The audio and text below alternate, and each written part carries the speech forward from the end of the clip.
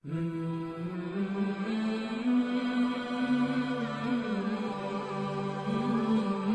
ہمیں جس جوان کو نکاح کی طرف لے جانا ہے، نکاح سے پہلے یہ ہم پر فرض ہے کہ ہم نکاح کے احکامات ان کو پڑھائیں۔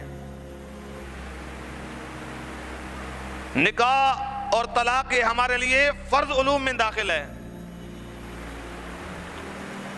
جس چیز سے ایک مسلم کی وابستگی ہوتی ہے یا ہوگی یا ہونے والی ہے، تو لہذا اس کا علم حاصل کرنا ہم پر فرض ہے۔ تاجر ہے تو وہ تجارت کو سیکھے، قرآن کی روشنی میں، حدیث کی روشنی میں۔ امام بنتا ہے تو پہلے امامت کے اصول سیکھے، تراویح کا امام بننا ہے تو ان کے اصول سیکھے۔ یہ سارے جو علوم ہیں یہ ہم پر فرض کی حیثیت رکھتے ہیں، جن سے ہم نے قطع نظر نکاح کو فقط دنیاوی رسم کے طور پر ہم نے لے لیا۔ ہمارا کام ہے، ہم نکاح پڑھاتے ہیں، لیکن نکاح پڑھانے کے ٹائم لڑکے کو کلمہ پڑھنا نہیں آتا۔ یہ ان کی دینی حالت ہوتی ہے، یہ ان کی اسلامی کنڈیشن ہوتی ہے۔ ویسے تو آپ دیکھیں تو ہر لحاظ سے ماشاءاللہ دوسروں کو گم کر کے آنے والا آدمی ہوتا ہے، بندہ ہوتا ہے، لیکن دینی اعتبار سے اتنا ہمارا حال برا ہے کہ ہمیں صحیح طریقے سے کلمہ بھی نہیں آتا۔ جو ہمیں کلمہ پڑھنے ہوتے ہیں ان کے ادائیگی الفاظ بھی ہم نہیں کر پاتے۔ کیوں؟ اس وجہ سے کہ ہم نے ان چیزوں کو رسماً لے لیا ہے، اور جو چیزیں ہمیں نہیں اپنانی چاہیے تھی وہ ہم نے اپنا لی ہیں۔ یہ ڈھولکیاں، یہ گانے، یہ باجے، یہ بےہودگیاں، یہ ہم نے داخل کر دی ہیں۔ ہم نے نکاح سے پہلے کلمہ سکھانا تھا، نکاح سے پہلے ہم نے دین سکھانا تھا، نکاح سے پہلے نکاح کے احکامات بتانے تھے، نکاح سے پہلے نکاح اور طلاق کے معاملات سکھانے تھے، نکاح کرنے سے پہلے دو خاندانوں کو جلانے کا قرآن و حدیث کے روشنی سے انداز سکھانا تھا، وہ ہم نے نہیں سکھایا۔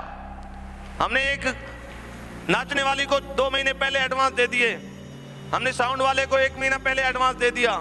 یہ جو کام ہمارے کرنے کے نہیں تھے وہ ہم نے کرنا شروع کر دیے، جو کرنے کے کام تھے وہ ہم نے چھوڑ دیے۔ نتیجہ آپ لوگوں کے سامنے آ رہا ہے۔ یہ جہالت ہے، یہ جہالت ہے۔ اس جہالت سے ہمیں نکلنا پڑے گا۔